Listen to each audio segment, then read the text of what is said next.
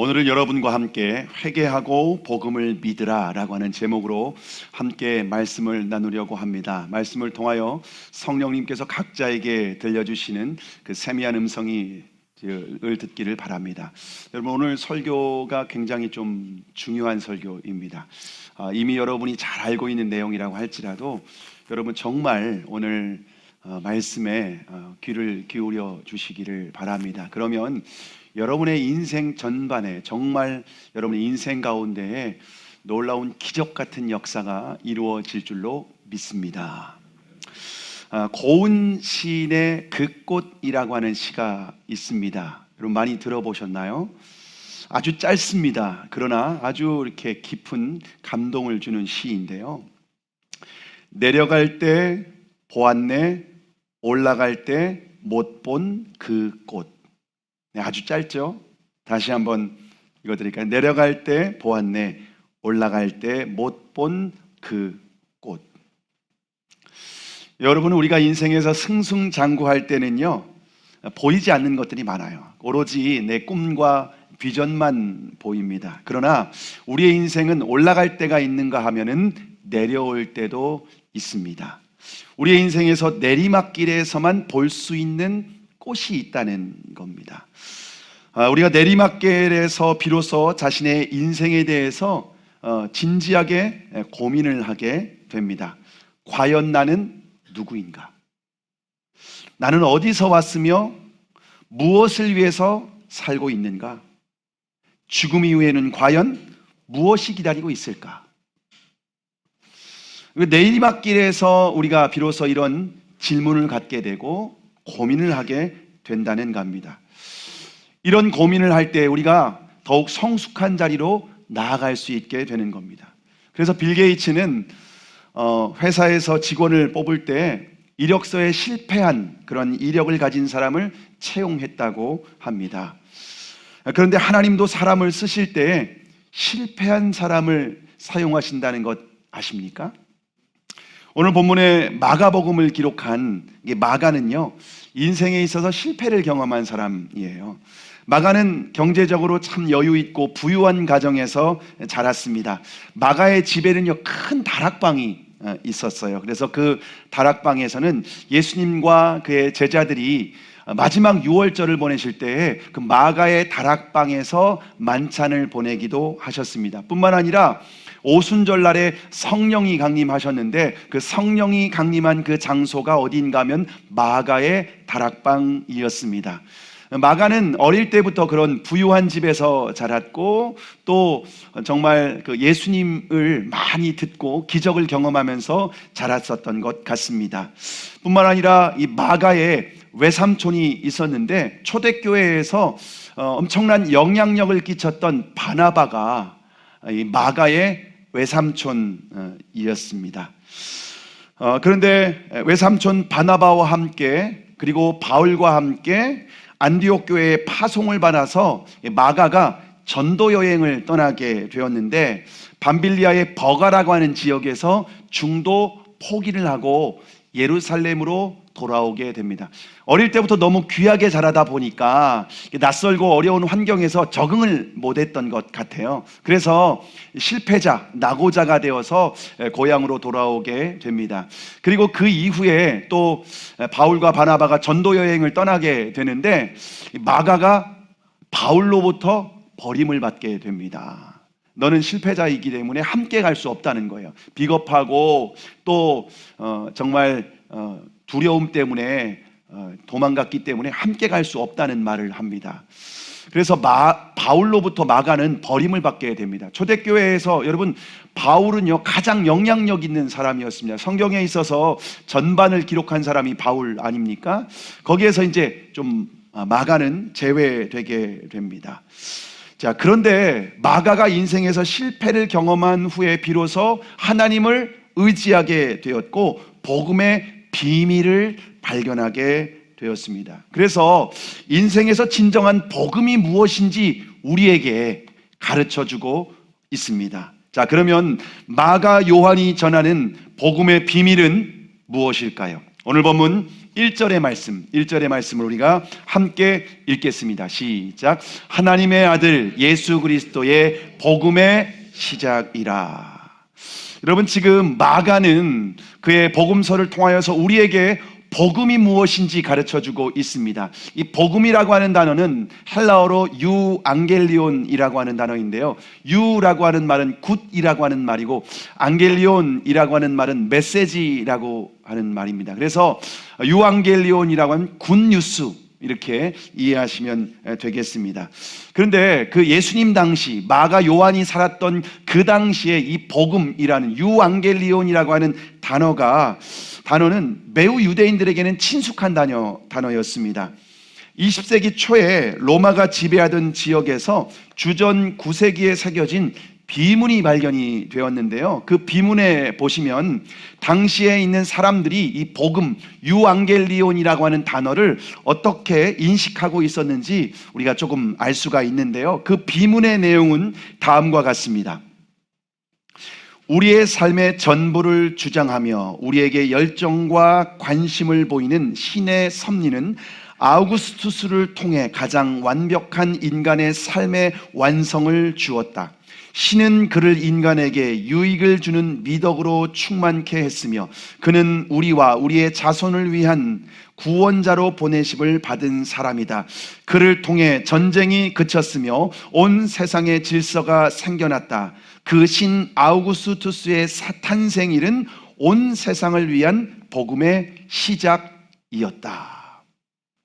예수님 당시, 그 당시에 사람들이 인식하는 유앙겔리온, 복음이라고 하는 단어는 로마의 황제 아우구스투스가 복음이다, 그렇게 생각을 했었다는 겁니다.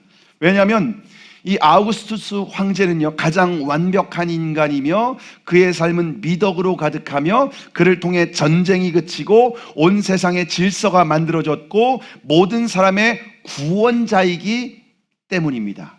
그래서 황제 아우구스투스가 태어난 날이 복음의 시작이다라고 그 당시에 사람들이 그렇게 믿고 확신을 했다는 겁니다. 여러분, 실제로 그 당시에 황제가 가는 곳에서는요, 길이 만들어졌습니다. 도로가 만들어졌습니다. 지금도 있는 그 도로들이 로마의 황제가 가는 곳에 길을 닦았던 곳이 지금도 유럽을 가면은 볼 수가 있습니다. 또한 황제가 가는 곳에는요, 떡과 고기를 아주 풍성하게 나누어 주었습니다. 그래서 황제가 우리 마을에, 우리 도시에 오기를 고대하고 기다렸습니다. 그래서 사람들은요, 황제가 복음이다, 이렇게 믿었습니다. 그런데 오늘 본문에 복음을 기록하는 마가는 황제가 복음이 아니라 하나님의 아들이신 예수 그리스도가 복음이다라고 선포하고 있습니다. 자, 그러면 왜 예수 그리스도가 복음일까요? 여러분, 마가는 예수님께서 어떤 분이라고 소개하고 있는지 오늘 본문을 통해서 우리가 잘 확인해야 되는데요, 마가는 예수님이 하나님의 아들이다라고 소개하고 있습니다. 여러분, 성경에 보면은 예수님에 대한 호칭을 하나님의 아들이다라고 하는 말로 이렇게 반복적으로 사용하고 있는데요, 하나님의 아들이라고 하는 말은 어떤 의미일까요? 우리가 잘 의미를 모른 채 그 단어를 우리가 사용하게 되는 경우가 참 많은데요, 여러분이 쉽게 이해할 수 있도록 제가 한번 질문을 드려보도록 하겠습니다. 여러분, 닭이 새끼를 낳았습니다. 여러분, 그 닭의 새끼를 뭐라고 부르죠? 여러분, 여기서 조심해야 됩니다. 유치원과 초등학교를 어디에서 나왔는지 여러분이 잘 드러나게 되는데요, 닭 새끼 이러면 안 됩니다. 닭이 새끼를 낳았습니다. 뭐라고 부르죠? 예, 맞습니다. 병아리라고 부르죠. 그러면 또 질문을 해보겠습니다. 말이 새끼를 낳았습니다. 뭐라고 부르죠? 망아지라고 부릅니다. 여러분, 마지막은 더 조심해야 됩니다. 개가 새끼를 낳았습니다. 뭐라고 부르죠? 제가 긴장을 많이 했습니다. 혹시 여러분 중에 이렇게 부를까봐 제가 굉장히 긴장을 하고 질문을 했습니다. 여러분, 그러면 또 질문을 한번 해볼게요. 병아리는 닭이 맞습니까? 제가 굉장히 일부 예배 때도 당황을 했는데 병아리가 닭이 맞냐고 물으면은 당연히 예 맞습니다라고 대답해야 되는데 이렇게 침묵을 한다는 거예요. 제가 무슨 어떤 여기에다가 다른 수수께끼를 넌센스 질문을 하는 거라고 생각할 수 있는데 그렇지 않아요. 여러분 다시 한번 질문하겠습니다. 병아리가 닭이 맞나요? 네, 맞죠. 네. 병아리가 닭하고 똑같은 본질적으로 똑같습니다. 병아리하고 닭하고 종자가 다르지 않습니다. 같은 종입니다. 예. 그러면 또 질문을 한번 해보겠습니다. 망아지하고 말하고 같습니까? 네, 같습니다. 강아지하고 개가 같습니까? 예. 하나님의 아들이 이 땅에 오셨습니다. 그분은 예수 그리스도입니다. 예수 그리스도는 하나님의 아들이라고 하는 말은 하나님과 본질적으로 똑같은 분이라는 겁니다. 자, 그래서 여러분 예수님은요 하나님과 본질적으로 똑같다는 말은 그분은 하나님이라는 겁니다. 그래서 요한복음 1장 1절 이하에 보시면은요 태초에 말씀이 계시니라 이 말씀이 하나님과 함께 계셨으니 이 말씀은 곧 하나님이시니라 그가 태초에 하나님과 함께 계셨고 만물이 그로 말미암아 지은 바 되었으니 지은 것이 하나도 그가 없이는 된 것이 없느니라. 여러분 예수님은 이 땅에 육신을 입고 오셨지만 그때 존재하셨던 것이 아니라 태초 이 세상이 창조되기 이전부터 하나님과 함께 계신 분이셨습니다. 그래서 예수님은 하나님이라고 말하고 있습니다. 뿐만 아니라 이 세상 모든 만물을 창조하신 분이 누구신가? 예수님이라는 거예요. 예수님은 창조주 하나님이시다라고 하는 것이 성경에서 우리에게 전하고 있는 가장 중요한 진리입니다. 그런데 창조주 하나님이 2000년 전에 이스라엘 베들레헴이라고 하는 동네에 우리와 같은 육신의 모습을 입고 이 땅에 태어나셨습니다. 자, 그러면 하나님의 아들이신 예수님께서 왜 이 땅에 오셨을까요? 왜 오셨는가 하면요, 그분은 그리스도로 오셨습니다. 여러분, 그리스도라고 하는 말은 예수님의 직임입니다. 직임. 저는 한규현 목사입니다. 한규현은 저희 부모님이 지어주셨는데요. 규자는 돌림자예요. 규자는 돌림자이고 현자가 저의 마지막 그 현자가 저의 이름인데요. 어질 현자입니다. 착하게 살라고 그렇게 부모님이 지어주셨습니다. 착하게 살려고 하는데 꼭 착하게만 산 것 같지는 않아요. 그런데 저는요 어떤 그 직분을 가지고 있냐면 목사라고 하는 직분을 가지고 있습니다. 한규현은 저의 존재에 대한 호칭이고 목사는 제가 어떤 일을 하는지 보여주고 있는 겁니다. 목사는요 복음을 전해서 예수님을 전해서 생명을 얻게 하고 구원을 얻게 하고 천국까지 갈 수 있도록 그렇게 하나님의 말씀을 전하는 사람들이 그 목사입니다. 근데 예수님은 어떤 분이라고요? 그리스도라는 거예요. 그리스도라고 하는 직임으로 이 땅에 오셨다는 겁니다. 여러분, 그리스도라고 하는 직임이 어떤 직임인가 하면은요, 이 그리스도라고 하는 말은 기름 부음 받은 자라는 헬라어입니다. 히브리어로는 무슨 말인가 하면 메시아라는 말입니다. 똑같은 말입니다. 메시아 그리고 그리스도 똑같은 말입니다. 그러면 구약 성경에 어떤 사람에게 기름을 부었는가 하는 것을 보면은 그 메시아가 하는 일, 그리스도가 하는 일이 무엇인지 알 수가 있는데요. 왕에게 기름을 부었습니다. 사무엘이 사울에게 기름을 부었을 때 사울이 이스라엘의 왕이 됩니다. 그럼 왕이 된 사람은 하는 일이 뭐냐면은요, 백성을 구원하는 일을 합니다. 그리고 백성을 통치하고 다스리는, 행복하게 평안하게 살 수 있도록 통치하고 다스리는 일이 왕의 일이었습니다. 그래서 이스라엘의 사울이 왕이 되었을 때 블레셋이 공격을 했어요. 원수 나라가 공격을 해서 위협을 당했을 때 사울이 전쟁에 나가서 승리해서 백성들을 구원합니다. 그래서 안정적으로 살 수 있도록 보호하고 백성들을 구원하는 일이 바로 왕의 일이었다는 거예요. 그리스도의 일이었다는 거예요. 그리고 사무엘이 그 다음으로 다윗에게 기름을 붓죠. 다윗에게 기름을 부었을 때 다윗이 어떻게 합니까? 이스라엘이 골리앗과 전쟁 중에, 블레셋 골리앗과 전쟁 중에 있을 때 누구도 나아가서 싸울 사람이 없었던 겁니다. 그때 다 막 조롱을 당하고 이스라엘 사람들이 막 굴욕을 당하고 있을 때에 기름 부음 받은 사람 다윗이 나가서 물맷돌로 골리앗을 무너뜨리고 전쟁에서 승리하게 됩니다. 그리고 그 다윗이 결국 이스라엘의 왕이 되죠. 여러분, 이 그리스도라고 하는 말은 기름 부음 받은 자라는 것이고, 이 그리스도라고 하는 기름 부음 받은 자는 그래서 구원자라는 의미가 있어요. 백성들을 구원하는 일을 하기 때문에 구원자라는 말이 있고 왕이라는 그런 의미가 담겨져 있습니다. 그러니까 예수님이 그리스도라고 하는 말은 이 땅에 구원하시기 위해서, 우리를 구원하시기 위해서 오셨고, 그분은 우리의 왕이다 라고 하는 말이 그리스도라고 하는 말에 담겨 있는 의미입니다. 자, 그러면 인간은 무엇으로부터의 구원이 필요할까요? 우리가 이 땅을 살아가면서 많은 문제가 있잖아요. 육체적인 질병이 생기기도 하고, 또 경제적인 어려움을 만나기도 하고, 또 관계 가운데 어려움을 겪기도 하고, 가정 가운데, 자녀 가운데, 우리의 인생 가운데 수많은 문제가 있다는 겁니다. 자, 그런데 인간의 가장 근본적인 문제가 무엇인가 하면 죄와 죽음의 문제입니다. 히브리서 9장 27절에 보시면 한 번 죽는 것은 사람에게 정하신 것이요 그 후에는 심판이 있으리니 라고 말씀하고 있습니다. 여러분, 사람에게는요 정해진 운명이 무엇인가 하면 바로 죽음이라는 운명입니다.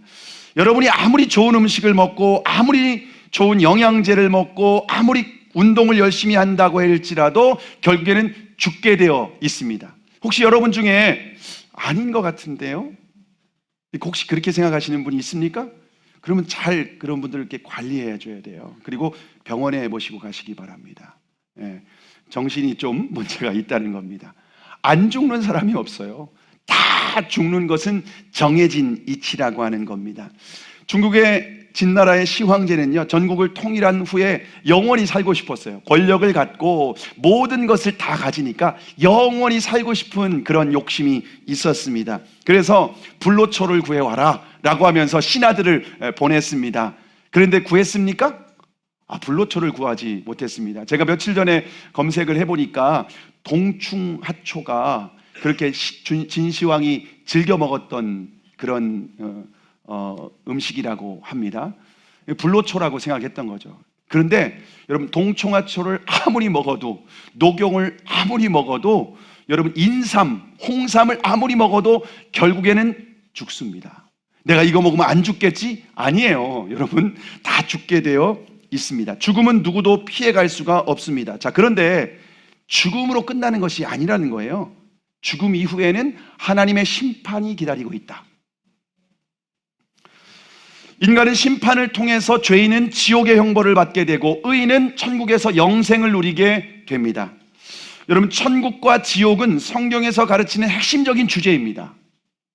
그런데 한국 사람들은 다른 나라에 비해서 내세 신앙이 좀 많이 부족합니다. 기독교의 바탕을 두고 있는 미국에서는요, 내세를 믿습니까? 라고 이렇게 설문조사를 하면은요, 80% 이상이 믿는다고 이렇게 합니다. 크리스천이건 아니건 그렇게 설문을 하면은요, 내세를 믿습니다, 천국과 지옥을 믿습니다라고 80% 이상이 그렇게 대답을 합니다.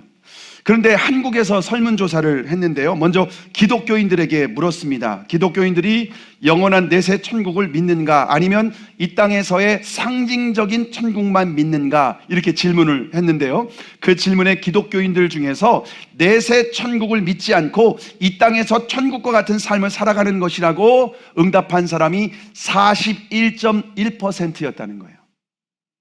그러니까 이 땅에서 예수 믿고 뭐 좀 잘 먹고 잘 사는 게 중요하지, 뭐 영원한 천국이 있다, 지옥이 있다, 나는 그걸 믿지 않는다는 사람이 10명 중에 교회 안에 4명이라는 거예요.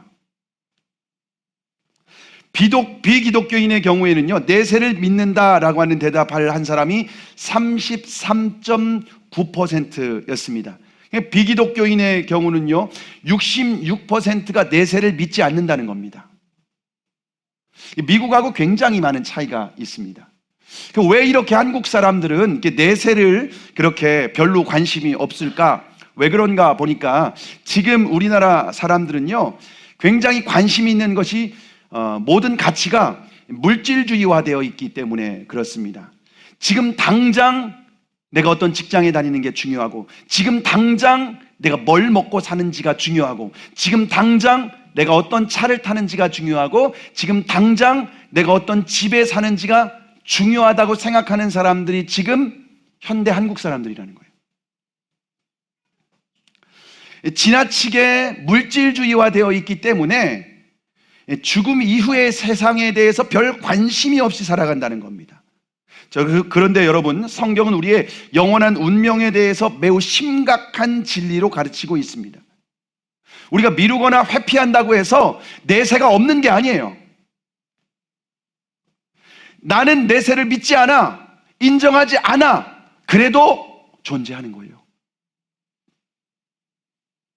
그래서 우리가 죽음 이후에 심판이 기다리고 있기 때문에 이 죄의 문제를 해결하지 않으면은 영원한 형벌을 받을 수밖에 없는 운명이라는 거예요. 자, 그러면 어떻게 이 죄의 문제를 해결할 수 있을까요? 아주 근본적인 문제인데 어떻게 해결할 수 있을까요? 히브리서 9장 22절에 보시면 율법을 따라 거의 모든 물건이 피로써 정결하게 되나니 피 흘림이 없은즉 사함이 없느니라. 여러분, 우리 죄로부터 깨끗하게 되려면 반드시 피를 흘려야 된다는 거예요. 여기에서 피 흘림은 죽음이라는 겁니다. 죽음으로 죄의 값을 지불할 수 있다는 거예요. 그래서 이스라엘 백성들이 죄를 지으면요, 양이나 소와 같은 짐승이 대신 피를 흘리고 죽었습니다. 그 죽음으로 죄 값을 지불했습니다. 이것을 뭐라고 하면 대속법이라고 합니다. 그래서 그 짐승을 대속죄물이라고 합니다. 그런데 짐승의 피는 인간의 죄를 완벽하게 해결할 수 없습니다. 다만 심판을 유보해 줄 뿐입니다. 한 해 한 해 심판을 보류해 줄 뿐이라는 거죠. 인간의 죄를 완벽하게 해결하기 위해서는 짐승이 아니라 죄 없는 의인이 피를 흘리고 죽어야만 이 죄값을 완전하게 치를 수가 있습니다. 자, 그런데 로마서 3장 10절에 보시면 의인은 없나니 하나도 없으며 라고 말씀하고 있습니다. 의인은 없다는 거예요. 죄 없는 사람은 단 한 명도 없다는 거예요. 이 죄를 해결하려면 의로운 인간이 있어야 되는데 의로운 인간이 단 한 명도 없다는 거예요. 의로운 인간이 있으면 되는 것도 아니고 의로운 인간이 대신 피를 흘리고 죽어야 돼요. 없는 거예요. 그래서 우리를 죄로부터 구원하시기 위해서 누가 오셨습니까? 하나님의 아들이신 예수님이 그리스도로 이 땅에 육신으로 이 땅에 오셨습니다. 그래서 예수님께서 이 땅에 오셔서 뭐라고 말씀하시냐면 마가복음 10장 45절에 보시면 인자에 온 것은 섬김을 받으려 함이 아니라 도리어 섬기려 하고 자기 목숨을 많은 사람의 대속물로 주려 함이니라. 예수님이 이 땅에 왕으로 그리스도로 오셨는데 섬김을 받는 왕이 아니라는 거예요. 자기 목숨을 대속 제물이 되기 위해서 이 땅에 오셨다는 겁니다. 마치 구약시대에 인간의 죄를 대속하기 위해서 양이나 소가 피를 흘리고 죽은 것처럼 그 제물이 되기 위해서 어린 양과 같이 이 땅에 오셨습니다. 그리고 우리를 위하여서 십자가에서 물과 피를 다 쏟으시고 죽음으로 우리의 죄의 문제를 해결하신 줄을 믿으시기를 바랍니다. 뿐만 아니라 예수 그리스도는 죽음에서 다시 부활하심으로 말미암아 죽음을 완전히 정복하신 줄 믿으시기를 바랍니다. 그러므로 하나님께서 우리에게 주신 유일한 복음은 하나님의 아들이신 예수 그리스도인 줄을 믿으시기를 바랍니다. 자, 그러면 하나님의 나라 천국에 들어가려면 어떻게 해야 될까요? 오늘 본문 15절 말씀, 15절을 우리가 함께 읽겠습니다. 시작. 때가 찼고 하나님의 나라가 가까이 왔으니 회개하고 복음을 믿으라 하시더라. 자, 하나님의 나라 천국에 들어가는 첫 번째 조건이 무엇인가 하면 바로 회개입니다. 회개는 방향을 돌이키는 것을 의미합니다. 전 세계에서 가장 아름답고 웅장한 타이타닉호. 근데 그 타이타닉호가 침몰하고 말았습니다. 왜 침몰했을까요? 타이타닉호의 선장이었던 에드워드 존 스미스가 방향을 바꾸지 않았기 때문에 그렇습니다. 그는 배가 출항할 때 이렇게 호언장담했습니다. 이 배는 신도 침몰시킬 수 없어. 그리고 마음껏 항해를 즐기며 과속을 하며 배를 몰았습니다. 그리고 탐조대와 등대를 설치하지도 않고 야간에 관측 요원을 배치해서 방향을 점검하지도 않았습니다. 무엇보다도 중요한 배의 방향을 점검하는 일을 소홀히 했습니다. 배가 항해하는 중에 주변에 지나가는 배들이 빙하가 녹아서 지금 떠내려오고 있습니다 라고 하면서 경고하라는 말을 한 번이 아니라 5번이나 경고를 들었습니다. 그런데 선장은 그 경고를 끝까지 무시한 채 방향을 바꾸지 않았습니다. 결국 신도 침몰할 수 없다고 호언장담했던 타이타닉호가 1912년 4월 14일, 오늘이 며칠이죠? 네, 4월 14일이죠.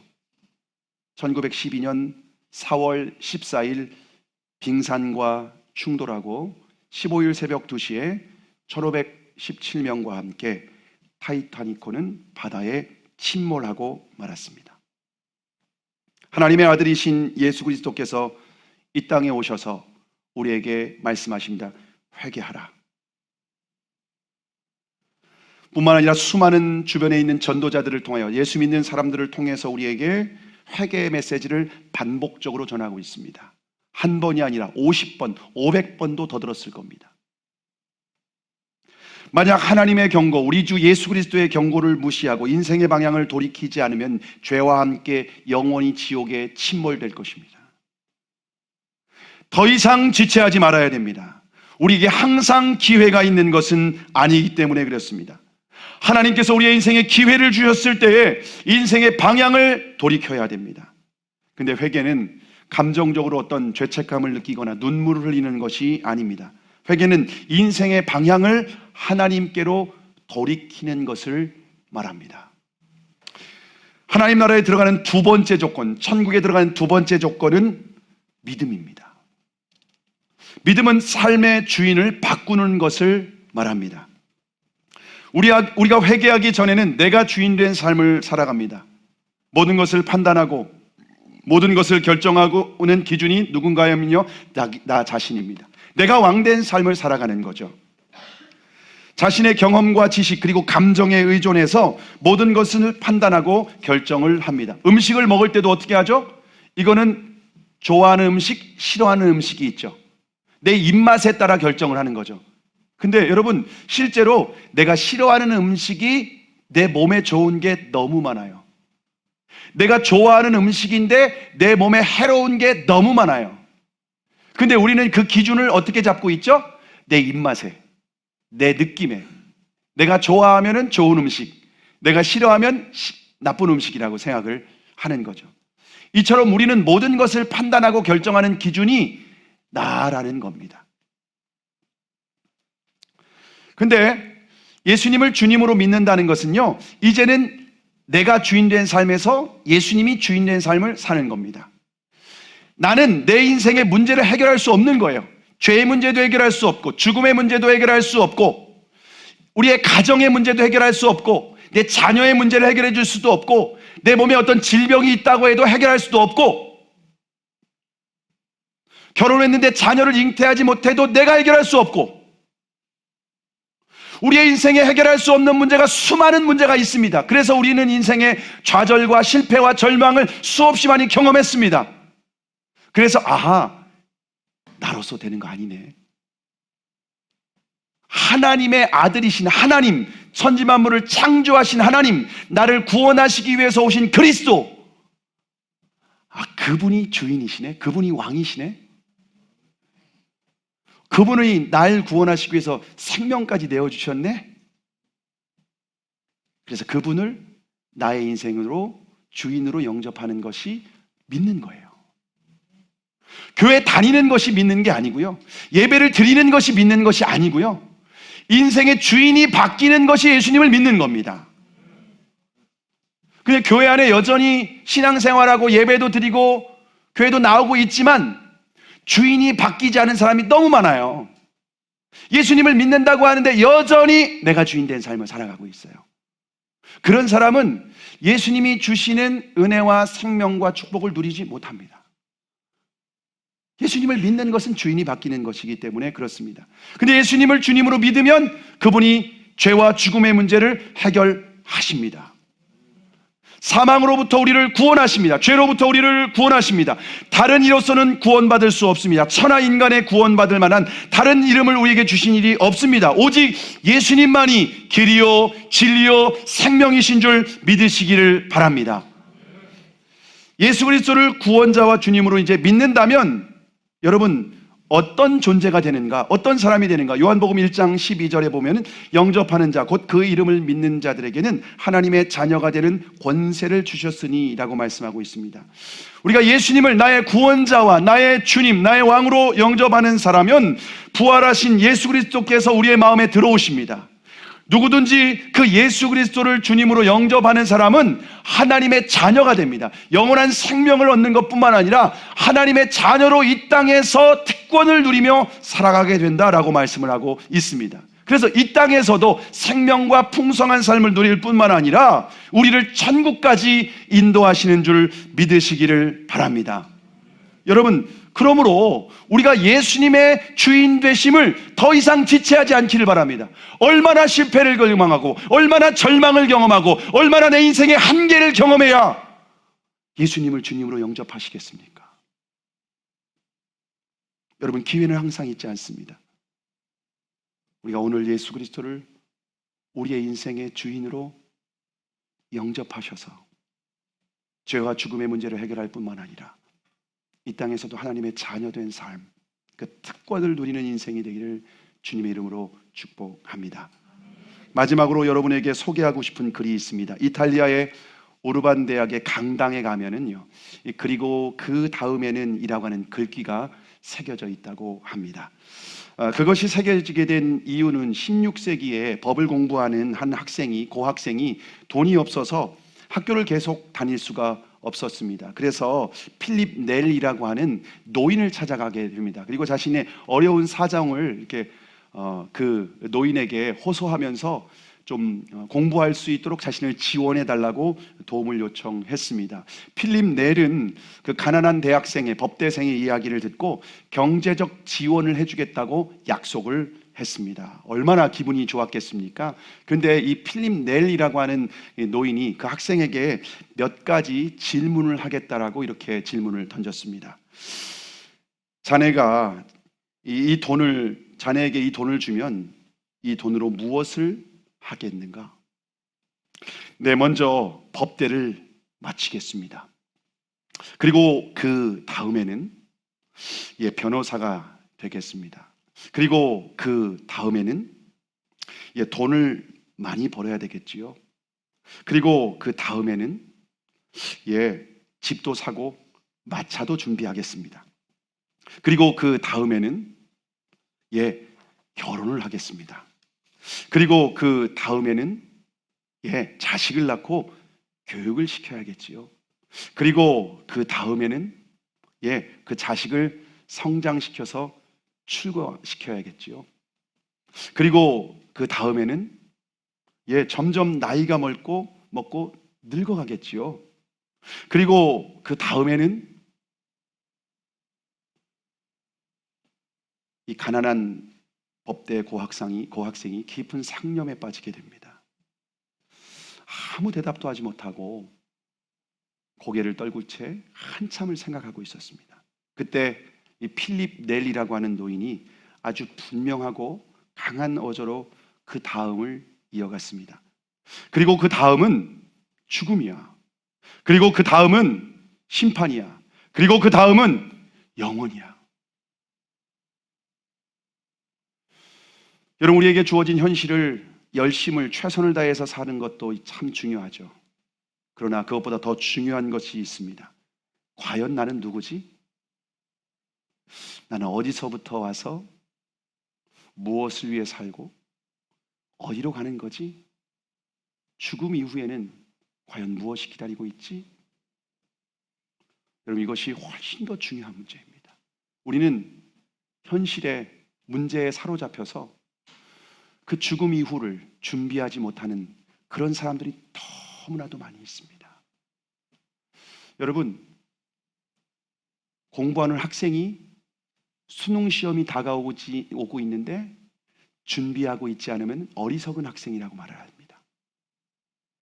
그뿐만 아니라 그 이후에 우리에게 인생에 닥쳐올 문제가 너무나도 많이 있습니다. 근데 가장 어리석은 사람은 죽음이 끝이라고 생각하고 죽음 이후를 준비하지 않는 사람입니다. 죽음 이후가 있으면 어떻게 하시겠습니까? 자신 있습니까? 확신하십니까? 지금 여러분이 바른 길을 가고 있습니까? 바른 방향으로 가고 있습니까? 후회하지 않을 자신이 있습니까? 이 문제에 대해서 우리에게 대답해 줄 수 있는 분은 오직 창조주 하나님, 우리 예수님밖에 없습니다. 저는 1998년 12월 31일에 창조주 하나님이신 우리 예수님을 인격적으로 만나게 되었습니다. 하나님 안에서 나는 누구이며 나는 어디서 왔으며 무엇을 위해서 살아야 되는지 깨닫게 되었습니다. 그리고 인생의 방향을 돌이키고 예수님을 주님으로 영접했습니다. 그리고 주님이 인도하시는 방향을 따라서 지금까지 살아왔습니다. 그런데 그 이후의 인생은 가장 행복한 인생이었습니다. 저의 인생에서 가장 행복한 시간을 보냈습니다. 저는 어렸을 때 정말 공부도 못하고 정말 어디에서 인정받지도 못하고 사랑받지도 못하는 그런 사람이었는데 예수님을 영접한 이후에 저의 인생에 너무나도 놀랍고 풍성한 삶을 경험하고 있습니다. 그리고 2018년 12월 2일에 우리 더 살리는 교회를 개척을 했습니다. 예수님을 영접하고 20년 만에 하나님은 저를 인도하셔서 더 살리는 교회를 개척하게 하셨습니다. 정확하게 20년 만이었습니다. 그런데 제 아내도 1998년 고3 수련회에서 예수님을 인격적으로 만난 후에 주님으로 영접하고 주님을 위해서 살고 싶다고 헌신을 했습니다. 그리고 하나님의 섭리 가운데에 저와 아내는 만나게 되었고 결혼을 하게 되었고 자녀를 낳고 살아왔습니다. 그런데 하나님께서 20년 후에 제 아내와 제가 함께 더 살리는 교회를 개척하고 아내도 정확하게 20년이었습니다. 그리고 예수 그리스도의 복음을 전하는 사람으로 주님께서 저와 아내를 사용하고 있습니다. 여러분, 예수 그리스도를 주님으로 믿는 사람들은 인생의 정답을 가지고 살아갑니다. 해답을 가지고 살아갑니다. 뿐만 아니라 영생에 대한 확신을 가지고 살아갑니다. 이 땅을 살아가는 동안에도 예수님께서 나의 삶을 인도하시고 푸른 초장 쉴만한 물가로 인도하시는 것을 확신하며 믿음으로 주님과 동행하는 삶을 살아가고 있습니다. 여러분의 삶을 예수 그리스도께서 주인 되시고 왕 되신 삶으로 초대합니다. 한 사람도 여기에서 제외되는 사람 없이 인생이 침몰할 때 영원한 지옥으로 침몰하는 것이 아니라 주님과 함께 천국에서 영원한 생명을 누리게 되는 저와 여러분이 되기를 주님의 이름으로 축복합니다.